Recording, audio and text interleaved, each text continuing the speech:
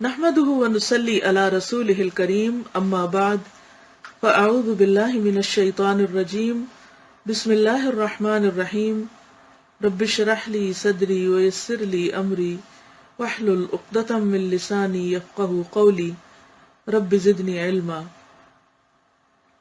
آج کا موضوع ہے نماز۔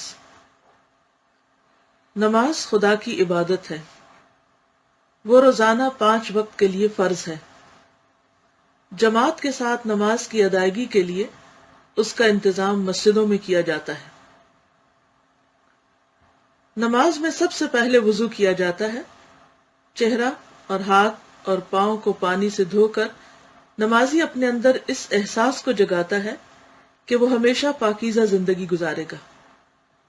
یہاں پر آپ نوٹ کر رہے ہیں کہ وہ عمل جو ہر روز ہم کرتے ہیں اس کو انہوں نے بہت سادہ لفظوں میں بیان کیا ہے، اور جیسا کہ ہم نے کتاب پڑھنے سے پہلے یہ بات طے کی تھی کہ اس کتاب کے پڑھنے کا مقصد جہاں ایک طرف اپنے شعور کو بیدار کرنا ہے، وہاں ہمیں اپنے بچوں کو اور ان لوگوں کو خاص طور پر جو اسلام کے بارے میں زیادہ نہیں جانتے، نان مسلمز وغیرہ کو، اسلام کے مختلف شاعر کا یا مختلف چیزوں کا تعارف کرانا ہے۔ تو اب اگر آپ سے کوئی پوچھے کہ نماز کیا چیز ہے، نماز کیوں پڑھتے ہیں آپ، تو ہو سکتا ہے کہ آپ کے ذہن میں کوئی بات ہی نہ آئے اور آپ کچھ سے کچھ جواب دینے لگے، لیکن جب آپ اس طرح کی تحریر کو غور سے پڑھتے ہیں اور اپنے ذہن میں یہ چیزیں بٹھاتے ہیں کہ کسی کو بھی ہم جب نماز کے بارے میں بتائیں گے تو کس طرح بتائیں گے، تو اس اعتبار سے ایک بہت بہترین رہنمائی بھی فراہم کر رہی ہے تحریر آپ کو کہ نماز کو انٹروڈیوس کیسے کر سکتے ہیں آپ کسی کے سامنے۔ اور دوسرا اس کا فائدہ یہ ہے کہ یہ جو بھی ہم ایکشنز کرتے ہیں ان میں غور و فکر کر کے ان کے مقاصد بھی ساتھ واضح کرتے ہیں۔ مثلا ہم میں سے کتنے لوگ ہیں جو وضو کرتے ہوئے یہ سوچیں کہ وضو میری جہاں جسمانی پاکیزگی اور طہارت کا ذریعہ ہے، وہاں پوری زندگی میں مجھے یہ طہارت کا سبق سکھاتی ہے۔ تو یہ لکھتے ہیں کہ یعنی وضو کے بعد انسان کے اندر یہ احساس جاگتا ہے کہ وہ ہمیشہ پاکیزہ زندگی گزارے گا، پھر وہ اللہ اکبر، اللہ سب سے بڑا ہے کہہ کر نماز کے عمل میں داخل ہوتا ہے۔ یعنی کچھ پری ریکوزٹس ہیں، نماز سے پہلے کی چیزیں ہیں، ان کا بھی ایک مقصد ہے، اور پھر خود نماز کا عمل۔ اس طرح وہ اقرار کرتا ہے کہ بڑائی صرف ایک خدا کے لیے ہے۔ آدمی کے لیے صحیح رویہ صرف یہ ہے کہ وہ چھوٹا اور متواضع بن کر دنیا میں رہے، یعنی ہمبل بن کر رہے، عاجزی اختیار کرے۔ یعنی یہ نماز کا میسج ہے، یہ نماز کا سبق ہے۔ لیکن بہت سے لوگ نماز پڑھتے ہیں اور زیادہ اکڑ جاتے ہیں، یا ان کو اپنی عبادت کا ایک تکبر اور غرور ہونے لگتا ہے، جبکہ نماز انسان کے اندر حقیقی معنوں میں عاجزی پیدا کرتی ہے۔ نماز میں آدمی قرآن کے کچھ حصوں کو پڑھ کر اپنے بارے میں خدا کے احکام کو ذہن میں تازہ کرتا ہے۔ یعنی ایچ ٹائم جب ہم کوئی سورت تلاوت کرتے ہیں تو اس کے معنی اگر ہم کو آتے ہوں تو وہ اللہ تعالیٰ کے ساتھ ایک ہم کلامی اور ایک رابطہ استوار ہوتا ہے، اور ہمیں یہ پتہ چلتا ہے کہ اللہ تعالیٰ ہم سے چاہتے کیا ہیں۔ پھر وہ رکوع اور سجدہ کر کے عمل کی زبان میں یہ کہتا ہے کہ میرے لیے صرف ایک ہی رویہ درست ہے، اور وہ یہ کہ میں خدا کا تابع بن کر دنیا میں زندگی گزاروں۔ نماز کا عمل جب ختم ہوتا ہے تو تمام نمازی دائیں اور بائیں منہ پھیر کر کہتے ہیں السلام علیکم ورحمۃ اللہ، تمہارے اوپر سلامتی ہو اور اللہ کی رحمت ہو۔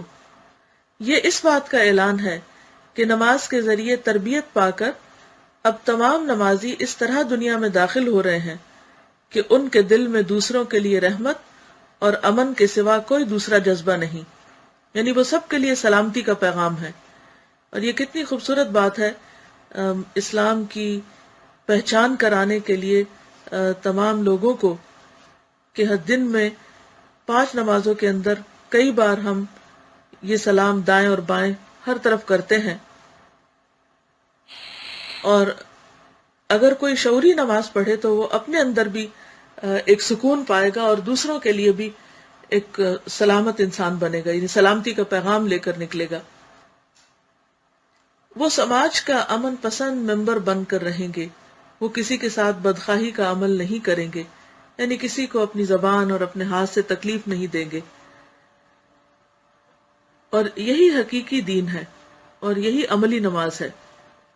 نماز ایک اعتبار سے خدا کی عبادت ہے، وہ خدا کی خدائی کا اعتراف ہے، وہ ہر قسم کی بڑائی کو صرف خدا کے لیے خالص کرتے ہوئے اس کے آگے جھک جانا ہے، یعنی مسلسل اپنے دل کو تکبر سے پاک کرنا ہے کہ اصل بڑائی تو اللہ کے لیے، کیونکہ ایک دفعہ نہیں کئی دفعہ ہم اس میں اللہ اکبر کہتے ہیں اٹھتے بیٹھتے وقت۔ دوسرے اعتبار سے نماز آدمی کو اس کے لیے تیار کرتی ہے کہ لوگوں کے درمیان وہ سچا انسان بن کر رہے، وہ لوگوں کے ساتھ معاملہ کرنے میں تواضع اور ہمدردی کا انداز اختیار کرے۔ نماز خدا کے ساتھ بھی نمازی کے معاملے کو درست کرتی ہے اور انسان کے ساتھ بھی اس کے معاملے کو درست کرتی ہے۔ تو اس سے کیا پتہ چلتا ہے کہ اسلام میں جو عبادات ہیں وہ محض ایک ریچول نہیں ہے یا ایک خاص انداز میں کیے جانے والے کچھ ایکشنز نہیں ہیں، بلکہ حقیقت میں وہ انسان کے اندر ایک گہری سوچ پیدا کرتے ہیں اور اس کو ایک پسندیدہ انسان بناتے ہیں۔ اللہ تعالیٰ نے پیغمبروں کی جہاں صفات کا ذکر کیا ہے، خاص طور پر ان کی عبادات کا، تو اس کا بھی مقصد یہی ہے کہ وہ اللہ کے پسندیدہ کیسے بنے، انہی طریقوں سے۔ تو گویا دن میں یہ کئی دفعہ ہم ایکسرسائز کرتے ہیں، لیکن افسوس یہ کہ بے سوچے سمجھے کرتے ہیں، اس لیے وہ نماز جو ہے وہ ہماری عملی زندگی میں کہیں نظر نہیں آتی۔ نماز ایک الگ فعل بن کے رہ گیا اور ہم اس سے ہٹ کر بے سوچے سمجھے زندگی گزارتے چلے جا رہے ہیں۔ تو بہت ضروری ہے کہ ہم اپنی نماز کو عملی زندگی کے ساتھ بھی مربوط کریں، کنیکٹ کریں۔ اس پر میرا ایک لیکچر ہے جو 1999 میں نے دیا تھا اسلام آباد میں، نماز کیا سکھاتی ہے۔ تو الحمدللہ بہت لوگوں نے اس سے فائدہ اٹھایا، اور میں چاہوں گی کہ آپ لوگ بھی موقع پا کر اس لیکچر کو سنیں، اور اس میں کافی تفصیل کے ساتھ ہر رکن جو نماز کے اندر ہم ادا کرتے ہیں یا ہر ایکشن جو کرتے ہیں اس کی معنویت پہ بات کی گئی ہے کہ اس کا مطلب کیا ہے۔ یعنی دیکھنے میں بظاہر ایک ایکشن ہے کہ ہم ہاتھ اٹھا رہے ہیں یا اللہ اکبر زبان سے کہہ رہے ہیں یا سینے پہ ہاتھ باندھ رہے ہیں یا رکوع میں جا رہے ہیں، لیکن اس کے پیچھے ایک سبق ہے، کیونکہ ہم سب یہ جانتے ہیں کہ اللہ تعالیٰ کو ہماری عبادت کی ضرورت نہیں، اس کو کچھ بھی فائدہ نہیں ہوتا اگر ہم ہاتھ باندھ کے کھڑے رہیں، اسے کچھ بھی فائدہ نہیں ہوتا کہ اگر ہم سر جھکا کے رکوع میں چلے جائیں یا ہم زمین پر سجدہ کریں، اپنے ناک رگڑیں، اسے کیا فائدہ؟ اس کا دراصل فائدہ ہم ہی کو پہنچتا ہے۔ اور وہ کیا فائدے ہیں جو ہمیں نماز کے ذریعے پہنچتے ہیں، تو اس پر آپ اگر مزید تفصیل جاننا چاہیں تو یہ لیکچر آپ کو فائدہ دے گا اور آپ اسے دوسروں کے ساتھ بھی شیئر کر سکتے ہیں۔ ایک طریقہ یہ ہے کہ جو چیز آپ کو پسند آئے، چاہے یہ لیکچر یا اور کوئی بھی چیز، تو بہتر ہے کہ جو بھی آپ کے پیارے ہیں، جو بھی آپ کے عزیز ہیں، ان کے ساتھ شیئر کیا کریں اور انہیں بتایا کریں کہ اس چیز سے آپ کو کیا فائدہ ہوا ہے، کیا سیکھا آپ نے، آپ کے عمل میں کیا تبدیلی آئی ہے، آپ کے رویے میں کیا تبدیلی آئی ہے، آپ کو کن کن پریشانیوں سے نجات ہوئی ہے، تاکہ اللہ کا یہ دین جو ہم سب کی خوشی کے لیے اور ہم سب کے دنیا اور آخرت کے فائدوں کے لیے آیا ہے، اس سے دوسروں کو بھی فائدہ پہنچائے۔ اور جب ہم دوسروں کو فائدہ پہنچائیں گے تو خود اس کا فائدہ پلٹ کے ہم ہی پہ آئے گا۔ جب انسان دوسروں کے لیے خیر چاہتا ہے تو اللہ تعالیٰ اس کے لیے بھلائیوں کے دروازے کھول دیتا ہے۔ نماز سے ریلیٹڈ ایک کمنٹ ہے اور انشاءاللہ ایک اسٹوڈنٹ آن لائن بھی ہیں، وہ بھی پھر آپ سے بات کرنا چاہیں گے اسی حوالے سے۔ اسٹوڈنٹ نے کمنٹ لکھا ہے، یہ میں آپ کو سنا دیتی ہوں۔ جی، انہوں نے لکھا ہے کہ السلام علیکم استاذہ، میں اپنی شادی سے پہلے نمازوں کی پابند نہیں تھی۔ شادی ہوئی تو میرے ہسبینڈ نے مجھے سمجھایا کہ میں صرف فرض ہی پڑھ لیا کروں، تو یہی بہت ہے، مگر نماز نہ چھوڑوں، اور جب پابندی سے نماز پڑھنے لگو تو باقی سنتیں نفل بھی پڑھ لیا کروں۔ اس طرح میں نمازوں کی پابند بنی۔ جب سے تعلیم القرآن شروع ہوا ہے، آپ نے جب بھی نماز کی بات کی ہمیشہ یہی کہا کہ نمازیں صرف فرض نہیں بلکہ سنت و نفل بھی ادا کریں، اور یہ بھی کہ اگر اللہ سے محبت دکھانی ہے تو فرض سے آگے بڑھ کر کچھ کرنا ہوگا۔ میں نے الحمدللہ سنت و نفل پڑھنے شروع کر دی۔ کل نماز کے ٹاپک میں بھی اور تفسیر میں بھی عصر کی نماز کی اہمیت بتاتے وقت آپ نے ذکر کیا کہ آخرت میں اللہ کو دیکھنا ہے تو نماز پڑھو۔ میں ہمیشہ سوچتی تھی کہ اللہ کو سامنے کیسے امیجن کروں، کیسے اپنے آپ کو سمجھاؤں کہ اللہ میرے سامنے اور مجھے دیکھ رہا ہے۔ کل آپ نے بتایا کہ اللہ کا تصور روشنی کی صورت میں کریں۔ کلاس ختم ہوئی تو میں ظہر کی نماز پڑھنے کے لیے اٹھی۔ ابھی سنت ہی پڑھی تھی کہ میرے ذہن میں آنے لگا کہ اللہ روشنی، نور، اور آپ یقین کریں مجھے لگا میرے چاروں طرف روشنی روشنی پھیلی ہے اور مجھے حقیقی معنوں میں اللہ سبحانہ تعالیٰ کے وجود کا احساس ہوا. ایسا لگا کہ وہ مجھے دیکھ رہا ہے. میری آنکھوں سے ٹپ ٹپ آنسو بہنے لگے. میری ہچکیاں بن گئی. سجدے میں لگ رہا تھا کہ اللہ کے قدموں میں ہوں. ایسا احساس اس سے پہلے کبھی نہیں ہوا. اس نماز میں جو لطف آیا وہ بیان سے باہر ہے. اللہ تعالیٰ سے دعا ہے کہ ہماری نمازوں کو ایسا ہی بنائے اور ہماری ماضی کی نماز کی ٹکروں کو معاف فرمائے. آمین. آمین. استاذہ میں آپ کی بہت شکر گزار ہوں کہ آپ سے مجھے بہت کچھ سیکھنے کا موقع ملا. اللہ تعالیٰ آپ کو جزائے خیر دے. آمین. ہمیں اپنی دعا میں یاد رکھے.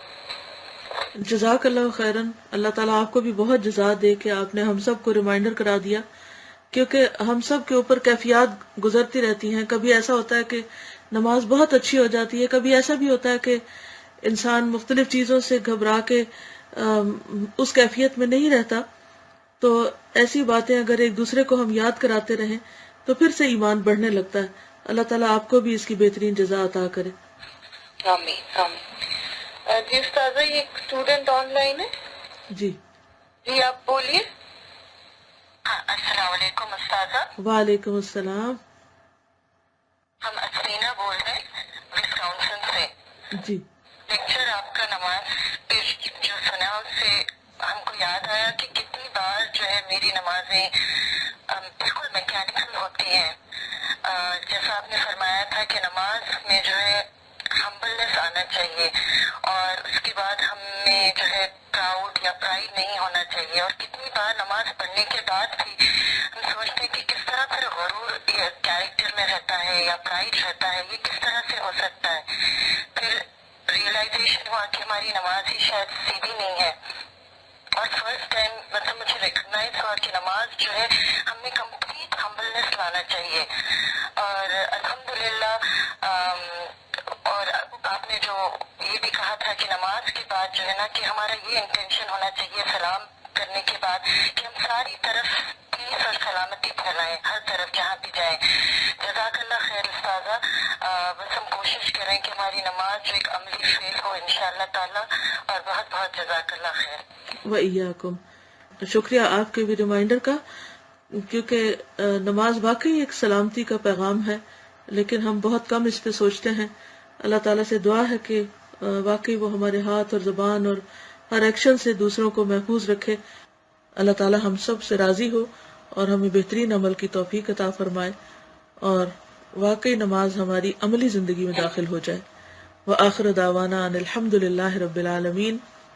سبحانک اللہم وبحمدک نشہد ان لا الہ الا انت نستغفرک ونتوب الیک. السلام علیکم ورحمۃ اللہ وبرکاتہ.